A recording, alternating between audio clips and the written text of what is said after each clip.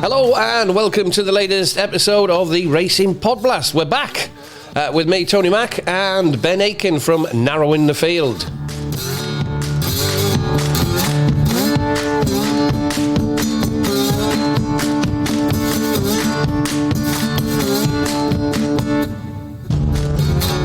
And here we are, Patreon free, and we're heading to the flat this weekend, covering 3 races from the opening day of the 2026 flat season. Are we excited? And it starts at Doncaster, of course, including the first big handicap of the season, the Lincoln Handicap. That'll come later on the show. But first, some sprinting action in the shape of the listed Cammidge Trophy, due off at 1:50 on Saturday at Doncaster. Ben, morning to you. Welcome back, mate. And you can start us off with the Cammidge Trophy off at 1:50. Morning, Tony. Morning. Yeah, onto the flat for a little bit. Here we go. A solid-looking renewal, I think, of this listed sprint, the Cammidge Trophy. Plenty of familiar names lining up for the prize. I got it down to the following 4. Spycatcher, James's Delight, Yazur, and Art Power. A Spycatcher, he won this last year on seasonal debut. If you look at Spycatcher off breaks of 90 days or more, excluding his racecourse debut, he holds form of 4 wins and a close third from 5 starts. At listed level and below of 90 plus day breaks, so that improves to 4 wins from 4. Look at Spycatcher at listed level and below on turf and away from the height of summer, early autumn, so not in the months of June to September. You see he holds form of 5 wins and 3 places from 8 starts. That's all 5 of his career turf wins in this country. These are the conditions he excels under, and he looks a big player again this year, Spycatcher. James's Delight was sent off as favourite for this last year, only managed to finish 5th of the 9 runners. He did get badly hampered in the final half a furlong as he was looking to lay down his challenge, and he would definitely have finished much closer but for that interference. He'll get his prime conditions to attack on Saturday. If you look at James's Delight over 6 furlongs at Group 2 level or below, and in July or earlier, you get form of 5 wins from 7, and that's all 5 of his UK and Irish wins. And he should be ready to fire in this, James's Delight. Yazur has struggled a little bit for form since finishing 3rd in the 2024 Commonwealth Cup at Royal Ascot. In fairness, he's mainly been battering away in Group 1 company. I don't think he's really a Group 1 player. So this drop back to listed level, it looks a smart move. Yazur holding form at Group 2 level and below of 3 wins and a neck second from 5 starts. So all 3 of his career wins.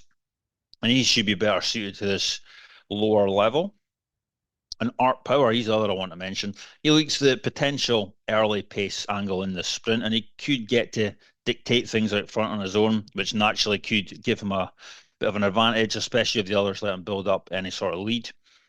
Art Power goes well under these conditions. A straight track, Group 2 level or below, in a race worth 75 grand or less. And in October or earlier, where Art Power is 9 wins and a place from 13 starts, and he could go well at decent odds, Art Power. I'm happy to play 2 of the 4 I've covered, and I'm going to side with Spycatcher at around 4 to 192 and James's Delight at around 13 to 2, 7 to 1. So Spycatcher and James's Delight at 2. I'm siding with Tony. What you got for the Cammidge Trophy? Yeah, it looks a good renewal, mate, doesn't it? It looks interesting and a good start to the flat season as well. 12 runners going to post. I'm with you on Spycatcher. Solid and straightforward, proven at Doncaster as well. And he arrives in decent nick. So I'm with you on Spycatcher. I'll be doing a Dutch with Montasib, who's consistent at high level, and he looks the safe option in this field with Doncaster form already in the bank as well. The worry is whether he has a raw kick of the very best, but he is solid, is Montasib. But my main bet will be the Dutch selection there with Montasib and Spycatcher. My main selection will be I like Jasso as well. He's on my short list, mate. He's lightly exposed relative to older sprinters, and that gives him some appeal. Long absence is a clear concern, but it's usually won by match fit types, this. But I do like that. Anaf is also on the shortlist, but My Mate Alfie, I think, is interesting. Now bought out of the Jer Lions yard by Withensea Thoroughbreds, which is just down the road from me. My Mate Alfie, now with David O'Mara. A capable sprinter with a workable mark for this class, and he often gives a good account, but he'll need a career best to win a race of this calibre. But at around 6 to 1, I think he can go at a decent price, go well at a decent price. And in fact, he was 7 to 1. He's about 6 to 1 now. He was 7 to 1 earlier in the week. So, nice and solid there on My Mate Alfie. And Jasso also on the shortlist, but and also Dutchin, Montasib, and Spycatcher in that Cammidge trophy. On to the 225 at Doncaster.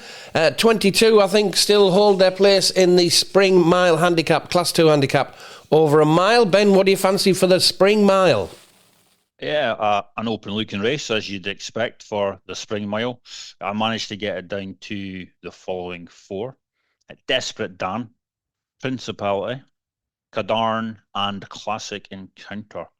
Desperate Dan, he finished last season off well, winning 2 of his last 3 starts, including a Class 3 over his course and distance on his final start of the campaign. His 3 career wins to date have all come on turf over a mile or half a furlong further, and all 3 of his wins have come with Neil Callan on board. Neil Callan rides here.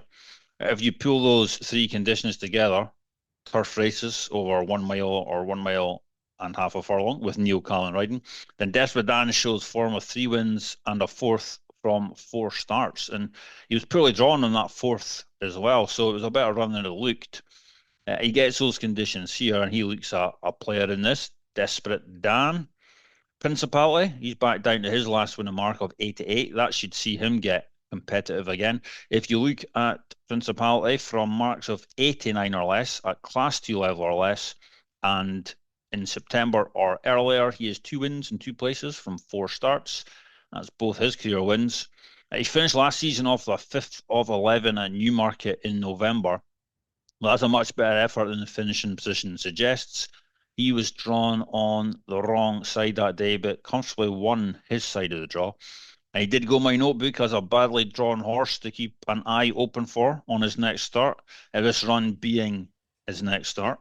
His trainer, Hardy Eustace, I knew I was going to say that. Hardy Eustace also has some tight Doncaster stats from limited runners, admittedly. In handicaps for horses age 4 or older at Doncaster, Harry Eustace has saddled 8 runners in such races, but 5 of them have won, and one of the others has placed. And Principality he's just catching my eye on a few angles here.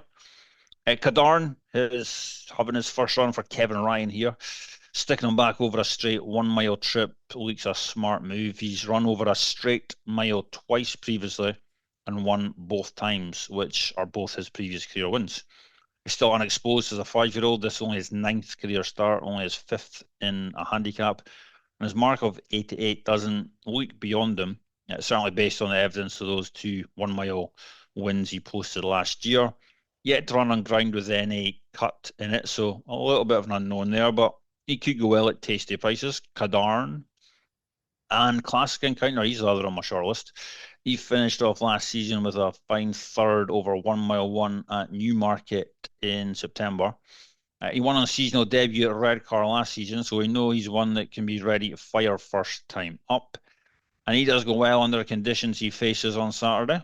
Turf races over 1 mile to 1 mile 1, and a break of more than 25 days, where Classic Encounter is 2 wins and 3 places from 5 starts. He's another on my radar for this, Classic Encounter. A tough race to pick apart, which it often is, but I'm going to swing it 2 of the 4 I covered. That 2 being Desperate Dan at around 15 to 2, 8 to 1, and Principality at around 14 to 1, 16 to 1. So Desperate Dan and Principality for me in the Spring Mile. Tony, what you got? Good one. I like it. Yeah, Desperate Dan's on my short list, mate. And badly drawn horse. Those were the days, mate. Yeah. Badly drawn horse. Fantastic. Great times. Is it coming back? I'll be when I do the summer servers, it'll be in there in some guys.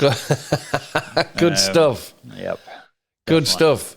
Yeah, it looks a proper Doncaster straight mile burn up here. So Key is getting cover in the early stages, travelling sweetly, and being produced late without getting shuffled back as the field fans out.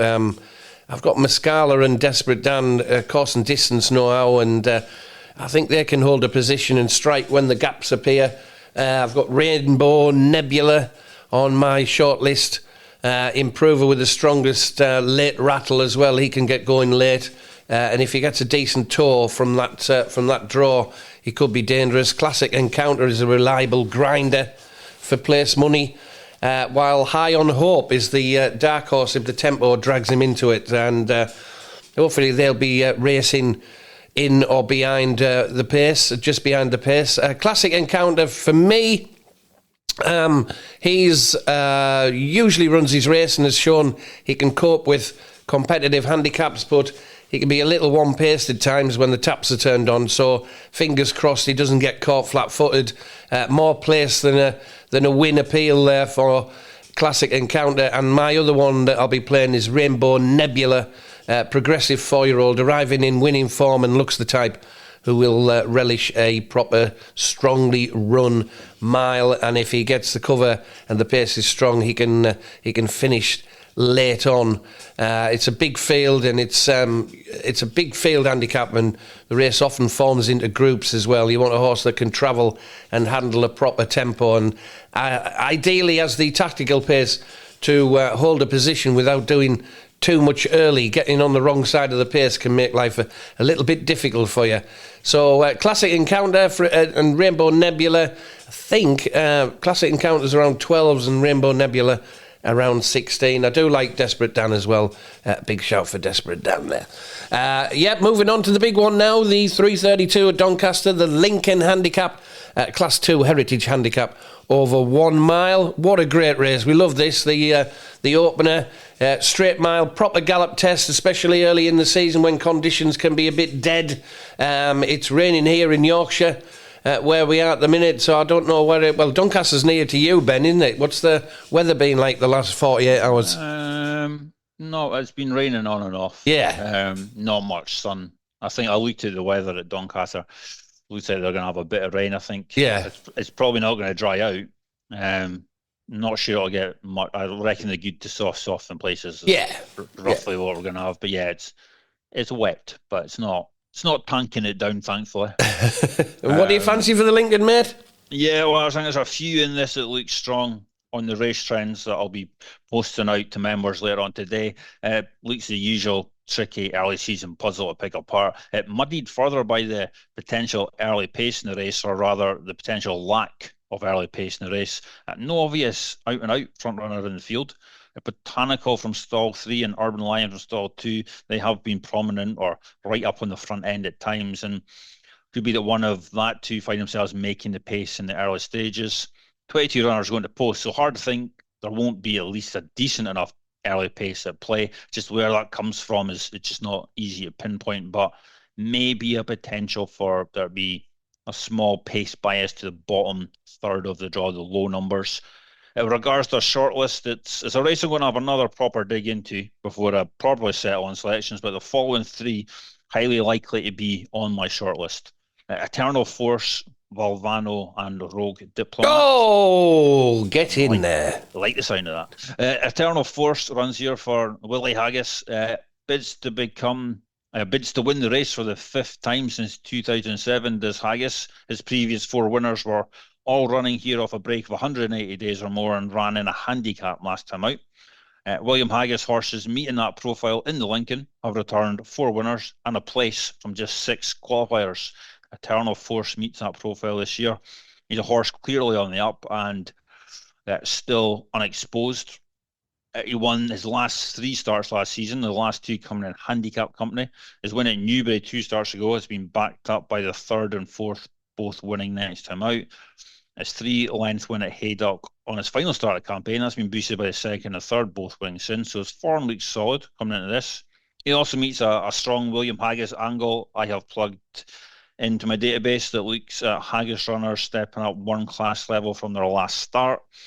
And if the early pace does materialise from the low numbers, then he's perfectly positioned to hook onto that pace from stall 6. And I do like Eternal Force's chances in this. He holds plenty of positives for me. Valvano, he's spent plenty of his career to date running over 1 mile 2 to 1 mile 4 trips without quite getting the job done. I think the wisely dropping back to 1 mile and 1 mile 1 races at the end of last season, where he showed much better form. These sorts of trips do look better for him. Over 1 mile to 1 mile 1 trips, he's a win in 3 places from 4 starts, compared to 0 wins in 2 places from 5 starts over longer trips.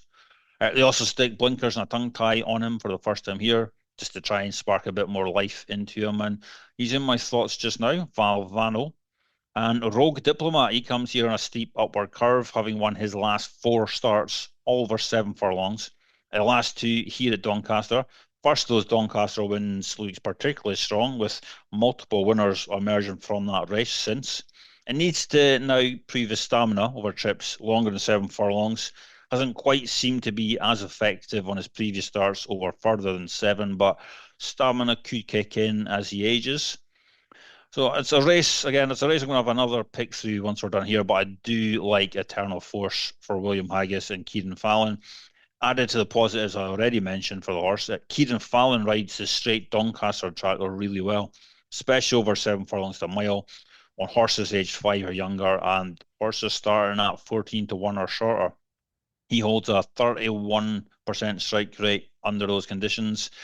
And Eternal Force, it just looks a horse with a lot of upside still to come, and one with plenty of positives on his side. So Eternal Force for me in the Lincoln, Tony. What have you got?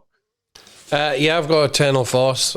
Not Eternal Force, Rogue Diplomat. I have got Eternal Force on my shortlist. My shortlist looks like Great Acclaim, Urban Lion, Eternal Force, Valvano, and Rogue Diplomat. Nice. Lincoln usually won by a 4 or 5 year old who can travel strongly in a big field, handle a long straight and quicken off a end-to-end gallop, which he promises to be.